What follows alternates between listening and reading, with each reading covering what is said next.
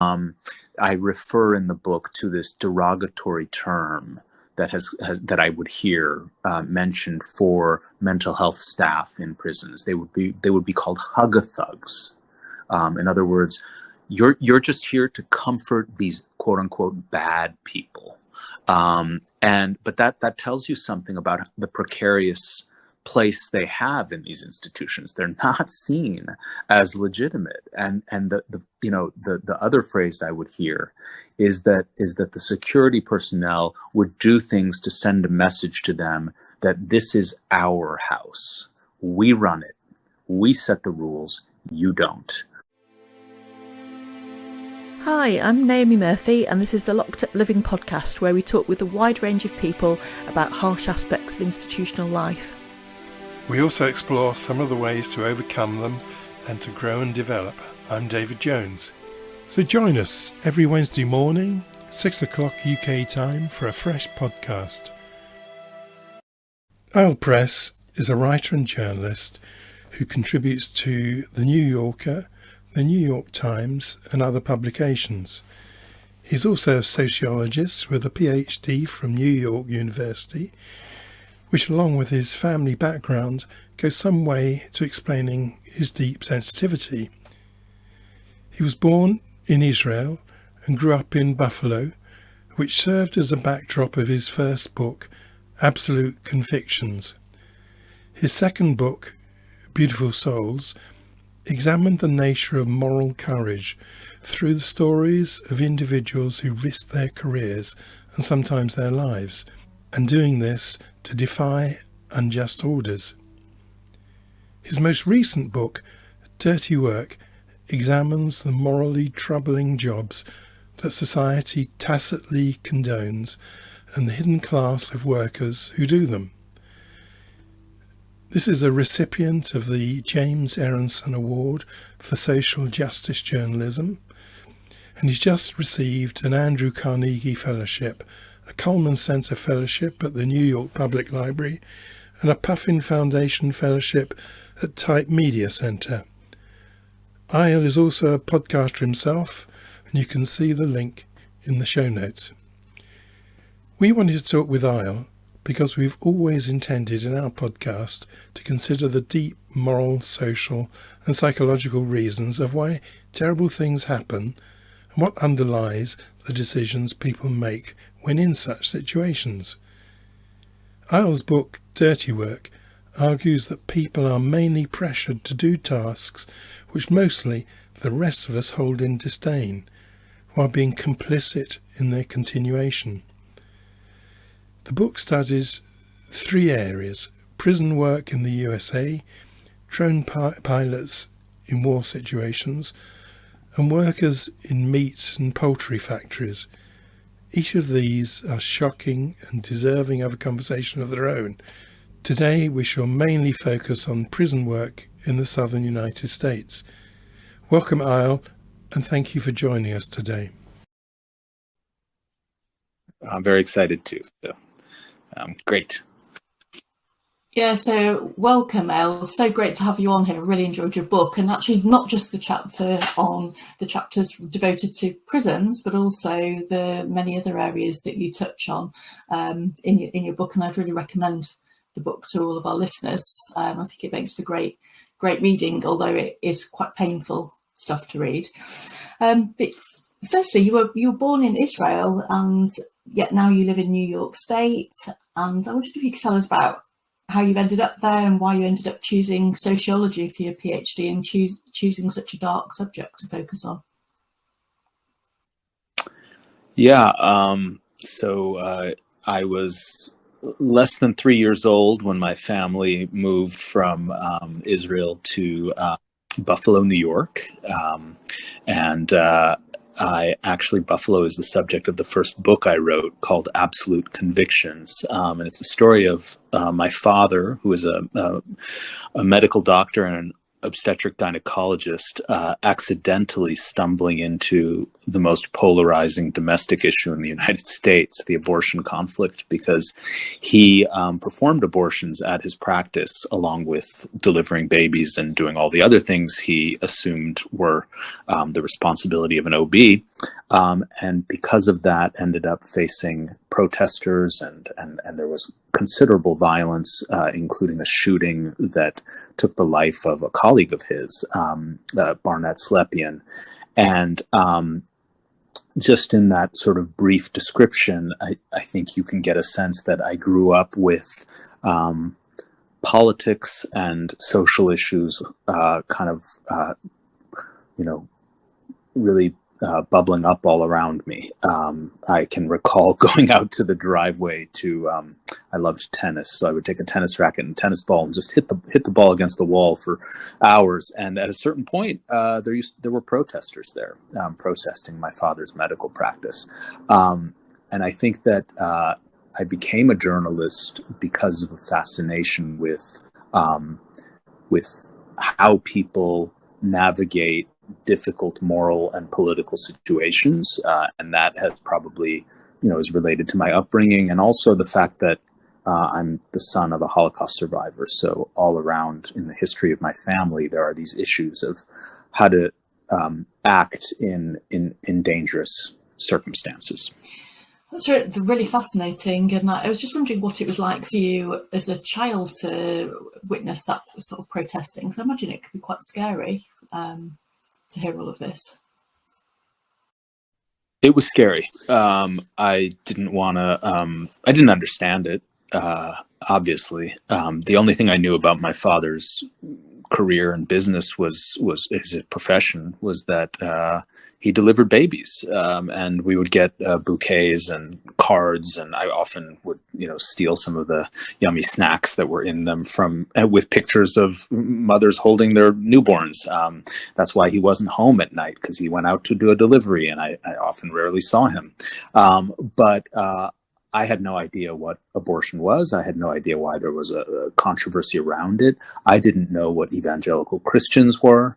I didn't know why the movement in America that opposes abortion had gone from being sort of, a peaceful protest of people praying the rosary to mostly men accosting women who were entering my father's office and other places like it.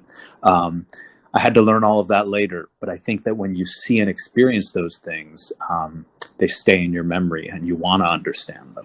So I went back to it. I guess some people might have wanted to shy away from it because it sounds quite painful. So it's interesting that there's something in you where you wanted to seek that out and understand it rather than avoid it, because I think we might be quite split as people.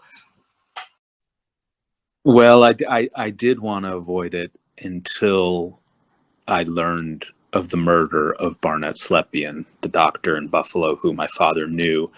And that shifted everything for me. That made me feel like I had an obligation to write about this, to write about how, not to put it too archly, but how a movement that calls itself pro-life and says it acts in the name of life, in the sanctity of life, can get to a point where its most fervent members are bombing places and torching medical clinics and shooting doctors. And what did you uncover in that book, in the process of writing that book? Well, I think that book, along with actually the book we're going to be discussing, Dirty Work, and my second book, Beautiful Souls, are all in a way about the same thing. They're all about people in often dangerous, certainly morally challenging situations, trying to figure out how to act in a way that is true to their principles. And in some of my work, people betray their principles and don't do the courageous thing. And that's probably what's happening mostly in Dirty Work. In the first two books, most of the people I'm writing about are very principled people, but they pay an enormous price too. They physical safety, they may lose their jobs, their reputations. So I think there are risks both ways.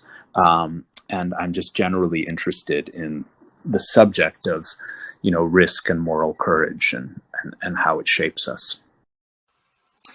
I wonder, Eyal, how, just thinking about your role as a journalist, it seems increasingly that that's an area also that requires moral courage to speak the truth, as if there's increasingly pressure to deliver one narrative, whether that be in politics or social issues. I think that's true. In the United States, we are so polarized as a society. So there's red America and there's blue America, and they don't really speak to each other very much. And I think it is increasingly difficult as a journalist to challenge the accepted truths within one's own side, and not just to challenge the lies that proliferate increasingly and shape public discourse, which unfortunately is a problem I don't think is shrinking. I think it's growing. So it's a twofold challenge. On the one hand, to just try to, convey what you think is some semblance of reality in a world that's awash in conspiracy theories and fake news and so forth. But then there's also the piece of it of bringing hard truths to maybe the people who agree with you on a lot of things. And I think that that's a big part of how I see my job. I wouldn't want to do this if I weren't also doing that. Thank you. So in your book, Dirty Work, you explore the dirty work of a number of different sectors, and obviously our backgrounds are both in working in prisons. So certainly reading your chapters on prison work, whilst I don't think I've seen things as bad as some of the events that are depicted in your book, it did resonate in a very unpleasant way. I found that bit of the book the hardest part to read, actually. But you were a journalist at the time. How did you go about getting access and managing to get the information that you needed and get the confidence of people to tell you their stories, really? It's very difficult in the United States, probably in all places, but certainly in the United States, to report on what is going on in jails and prisons, because they are closed institutions. They can let you in if you file the proper forms with a media outlet behind you. And I did get into the prison in Florida. I was writing about the Dade Correctional Institution. But what you get is a trip through what I think of as the front door. And when you go through the front door, you get a tour, and the tour is curated, and what you see is controlled and filtered. There were some accidental things that happened along the way that were quite illuminating. I ran into one source in the book who had refused to speak to me, actually, when I called her, but there she was. So that can happen, but I think that as much as you can absorb walking around a facility, you can get a sense of the dimensions of it, the noise level, the physical space, all of that. You're also not necessarily seeing what it looks like when you're not there. And as a reporter, you just have to be conscious of that. So I tried to use as my main sources people who had either been incarcerated in the institution or worked in the institution or worked in other Florida prisons, and could tell me about what that was like. And what was your own visceral response to going into a prison? It was eerie to go to the Dade Correctional Institution because, and I say this in the book, it's in this remote, secluded area, and I think that's intentional. That the geographic design of America's jails and prisons is that they're meant to be not seen, to be kept out of the way. There's nothing really dramatic that you see. It looks, you see razor wire, you see fences, you see fields, you see buildings. You don't see violence. You don't see fear. You don't see conflict. You don't see abuse. You don't see coercion. And yet I knew all those other things are there and were omnipresent in this facility. So it was a little strange. Yeah, I think I can really. We've recently arranged to interview somebody who's had to get Ministry of Justice permission to be on the podcast. But I think part of that comes with knowing that the interview will be what's palatable, what he's allowed to put across in conversation. But I think the other thing that I've noticed working as a health service employee in a prison was that actually some of the things that are just accepted, there's no self-consciousness about, because it's just part of the culture, and actually that can be quite revealing in itself, which I guess is what you're saying going in as a journalist, that you could kind of glean things from how things are, even if it wasn't what they were wanting to give you in their curated view. I should say that I say in the prison section of the book, I interviewed a professor in the United States, Michelle Deitch, who studies prisons comparatively. And one of her points was that prisons in the United States are much less regulated in terms of public oversight and community oversight than in a lot of other countries, certainly advanced industrial democracies and in Europe. So that's important for the audience to know, that they're more hidden to Americans than to folks in a lot of other places. And I think that is particularly troubling because America has the largest prison system in the world. This is a major enterprise. This is not, incidental to the social fabric in America. There are communities in the United States where everyone knows someone who has spent time behind bars, and I think that even in the communities where that's not the case, we're all connected to those institutions. But we can talk about that later. And in the UK, there's an obligation to try and make the mental health service access for people in prison reach the level that you'd expect within the community, but it's taking a very long time to achieve that. What's the access to mental health provision like in American prisons? Well, it's very interesting. On the one hand, you would call it progressive because Americans don't have a right to health care as citizens. That's a striking thing about the United States. But incarcerated people do have a right to health care. An institution cannot simply lock them up and deny them, treatment for disease or a mental health crisis. I think everybody would recognize why that, these people don't have agency to pursue those things on their own. So of course there is more of an obligation, but it's also striking that you see a lot of homeless people in New York City and this is a big issue right now in New York, people who have no access to any kind of mental health care.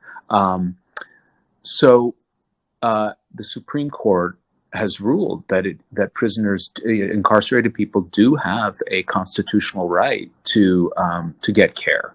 Now, the problem is that if we had a relatively small prison system that was properly staffed with enough well-paid mental health experts and just security personnel to kind of run things in a way that care could be delivered, it would be one thing. What's happened in the United States, and what my book really looks at, is how jails and prisons have become the de facto mental health asylums in the United States. And in other words, institutions that are completely overrun with people with severe mental health problems who do not have the staff that are trained to in any way deal with their problems. And what ends up happening, the default mechanism for controlling what goes on, is force, not care, not treatment, but rather violence, the threat of violence, segregated units, and I think everybody kind of recognizes it only makes everything worse. And yet it continues to go on. And that's about society's, failure to really provide alternatives that are more humane. So while it's a constitutional requirement to provide a health service, presumably the actual level of provision isn't stipulated in any way. Is that right?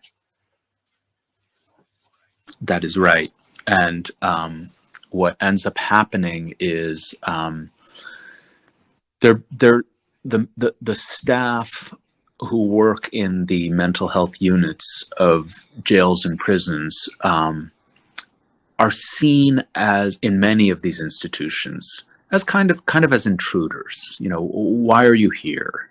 I refer in the book to this derogatory term that I would hear mentioned for mental health staff in prisons. They would be called hug-a-thugs. In other words, you're just here to comfort these quote unquote bad people. But that tells you something about the precarious place they have in these institutions. They're not seen as legitimate. And the other phrase I would hear is that the security personnel would do things to send a message to them that this is our house. We run it. We set the rules. You don't. So there's not an established set of standards. There's also not a culture, I think, that is in any way conducive to delivering humane care. It's interesting what you're talking about, because we were just a moment ago talking about something a bit similar, and it sounds to me as if in the US things are drawn very starkly, but the same processes seem to be repeated probably all over the world, certainly in the United Kingdom, where, for example, the term Care Bears is in fairly common currency. That's very interesting. I often think that the United States these days is just a sort of exaggerated version of the things you see elsewhere. So, of course, there's homelessness everywhere, but there's more of it in the United States. There's police brutality everywhere, but there's more of it in the United States. There's inequality everywhere, but there's more of it in the United States. And that's sort of how I've come to think of it. Yeah, thanks very much. You describe some of the people you talked with in very warm terms, actually, some of the healthcare assistants and some of the counsellors. And one of them in particular, Harriet, you mentioned quite a lot. And she has some very challenging experiences. Could you tell us something about those? Sure. So Harriet Kryskovsky, who's really the main mental health professional I write about, started working at Dade Correctional Institution. She had never worked in a prison before. She was scared when she went in. She honestly thought of it in very black and white terms. The guards were the good guys who would protect her, and the incarcerated folks were the dangerous ones who might hurt her. As she started working there, her attitudes underwent a shift. She felt increasingly that the people she was entrusted to care for, first of all, were, they were human. She saw the humanity in them. She connected very deeply with some of them, not all, but with some of them. And she was appalled at the mistreatment that they were forced to endure. And that was a slow awakening. It began with things like, why are, it's called this, the unit was supposed to be a place where people with mental health issues went to receive treatment and rehabilitation of some kind. But what she would see is guys just sitting alone in rooms and getting worse, getting sicker and sicker. And that just troubled her. Then she started hearing from some of them that they weren't being given meals during mealtime. Their trays would come and they would open them and they would be empty. There'd be nothing on them. And she eventually raised this with her supervisor.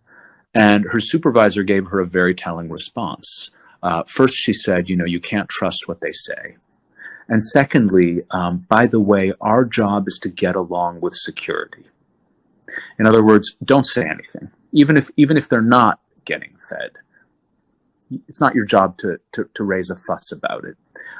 Well, Harriet did raise a fuss subsequently about something else that was happening, which was a group of guys who were never being let out into the rec yard at the facility. And this was their only daylight, the only time they got out of their cells. And when she complained about it, she got retaliation. And the retaliation came in the form of doors not opening for her, security doors not opening for her, or on several occasions, her being left alone. Usually there's supposed to be a security guard watching the group sessions she would oversee, and suddenly she'd look up and the guard was gone. And that was a message to her, we don't have your back. If you raise a fuss, we don't have your back. We will not protect you. On one occasion, actually, she was nearly assaulted in the rec yard when she was left alone. And so the message there was that phrase I used earlier, this is our house. We run this place, you don't. Yes, so there's quite a lot about Harriet in the book. How did it turn out for her in the end?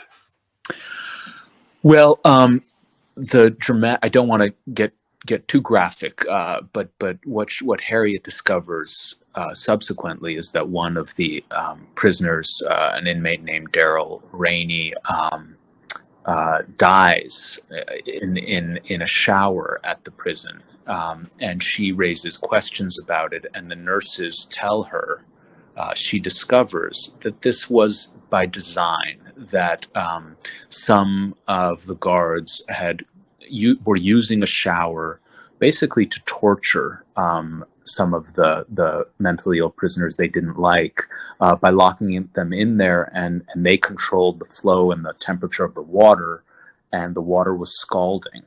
And Rainey was locked in that shower, and he collapsed in it, and he died. And when Harriet discovered that, she was so horrified.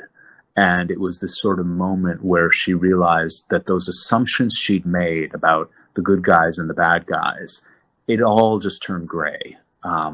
And she wanted to report it. She, like any responsible professional would. But she'd already been sent this message that if you cross us, we'll get you. So she didn't report it. She silenced herself. And that came at a cost. She started feeling depressed. She lost her appetite. She couldn't eat when she was working. As I say in the book, her hair fell out. And she would subsequently realize this was a trauma response. This was her sort of, having to not do what she felt she was professionally obligated to do, caused her to experience what I describe as a kind of moral injury, where a person is forced to do things that transgress their own values, and then suffers a kind of wound to the spirit. And that's what she underwent when she was at Dade. On the other hand, she also became, I would say she grew a lot in this experience. It redoubled her commitment to helping people who are vulnerable, including the people she was treating at Dade. Thank you. So we've talked about prison staff and how they perpetrated, by the sounds of it, terrible acts. What do you make of them? How do you understand their motivation? And how do you think they were affected by being involved in these terrible acts? I think very badly. On the whole, I think that dirty work is the book is about sort of two sets of victims. The prison section, as much as the other sections in the book. The primary victims are the incarcerated people in this unit who are being subjected to these awful abuses that I've just described. But I also think that the staff of the prison are victims of this system, because they have agency. They are not absolved of responsibility for doing awful things. But not all of them did awful things. Some of them were trying to do their best, and yet they too got sucked into the system. And the book very much argues against foisting the responsibility for the terrible things that are going on individuals, on individual employees, especially low-ranking employees, because they are the ones who tend to get blamed. And that's the way the institution and that's the way the society sort of deals with the problem. They say, oh, well, we had a few abusive guards here, but we fired them, so the problem is solved. Well, the problem's not solved, because you still have a society that is using jails and prisons to warehouse people with mental illnesses. You still have an under-resourced facility. You still have guards getting paid way too little who have no training in how to deal with this population. So, I try to suggest that the workforce is that they too are prisoners of this system. There's a chapter called "The Other Prisoners," and I'm referring to the staff there. You do that very well, and I think that is something that we see repeatedly, don't we? Certainly in Britain, there's repeated exposés of hospitals where there's been brutality, but it does tend to be the individual nurses or nursing assistants that are the people that end up in court. It's very well. I don't know if you ever see kind of like senior board members, for instance, who oversee these kind of cultures taking responsibility, which just feels very wrong. Yeah, in Florida, they fired a couple of guards, but as I say in the book, the people in higher positions got promotions. Nobody suffered repercussions. By the way, the governor of Florida at the time is now a senator. Governor Scott became a Senator Scott, so there was no accountability for those at the top.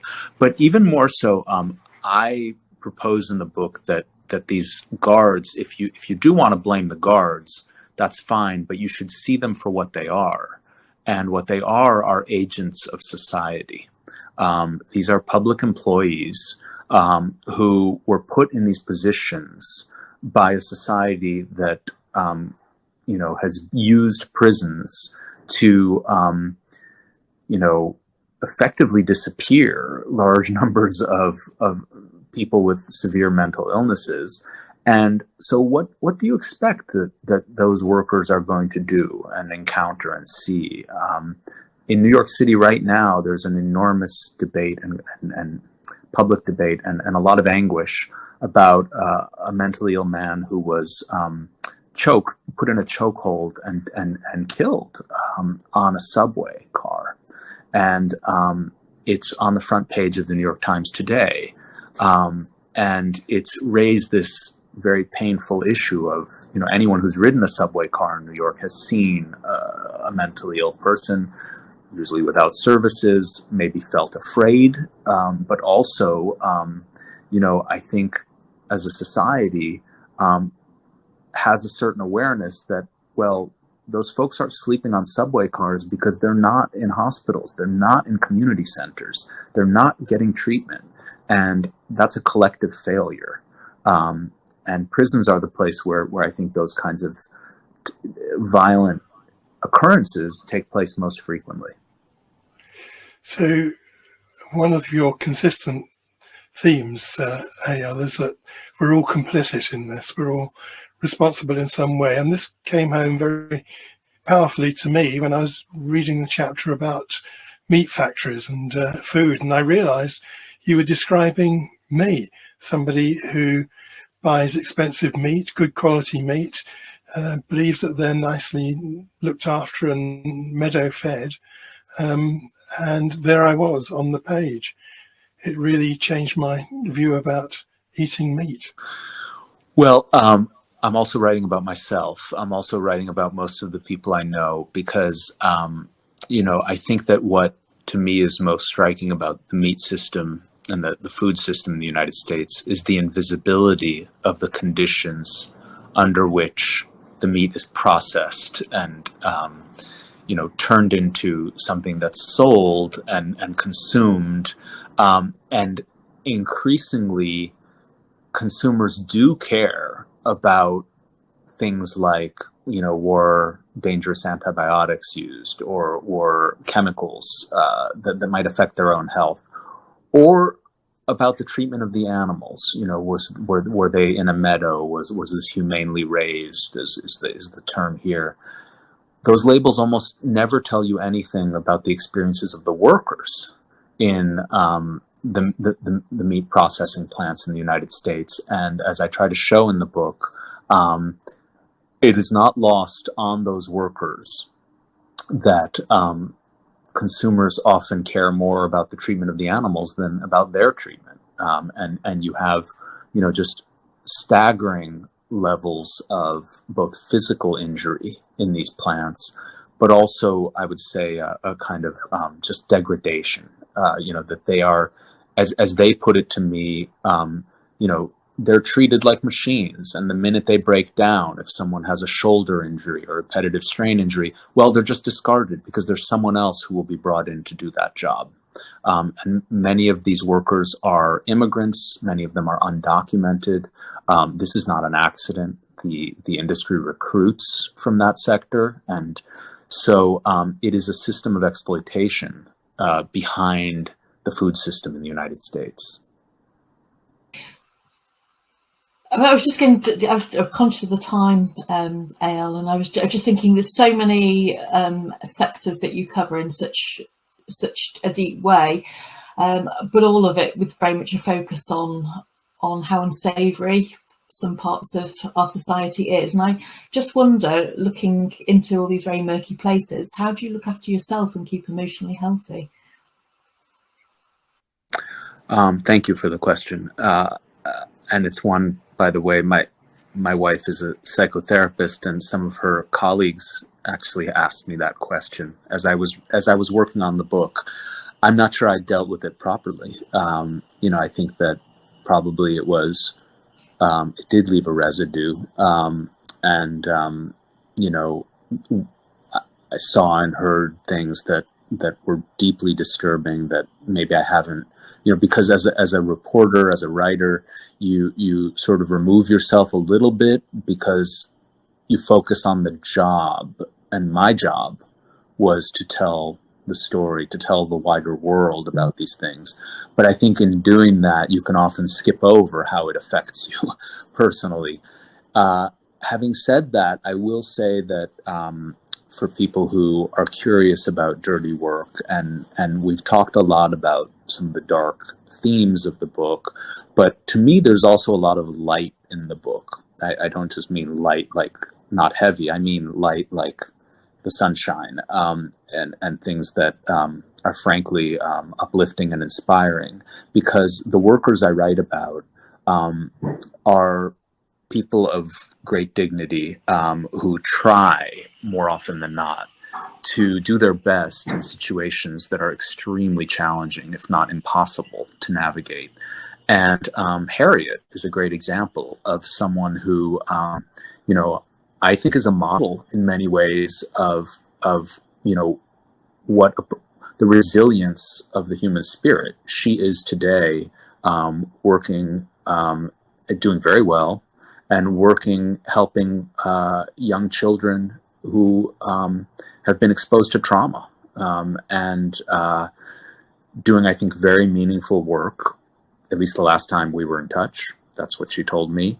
And in some ways, I even think that as horrible as her experiences at the prison were, I think they are a motivation and an inspiration for her to not give up, and to not write people off, and to not put people into categories of good and bad. And like she did when she first worked at Dade, she spoke about one inmate in particular who she became very close to. Now, this man had been convicted of murder, and at a young age, had been in prison for over 30 years by the time she met him, but had clearly undergone a profound transformation and was thoughtful and sensitive and cared about the other inmates, the other prisoners in the facility, and actually wrote a letter to a watchdog organization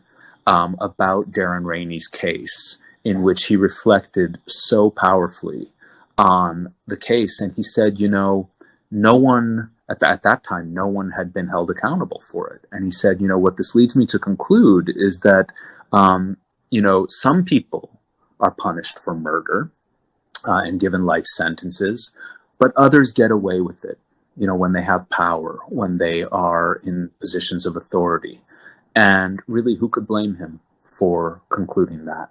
And I think that for Harriet, she remembers this and, you know, takes it to a good place, takes it to wanting to make things better for people. Thank you. Thanks very much indeed, Eyal. A real pleasure to meet you and hear about your experiences.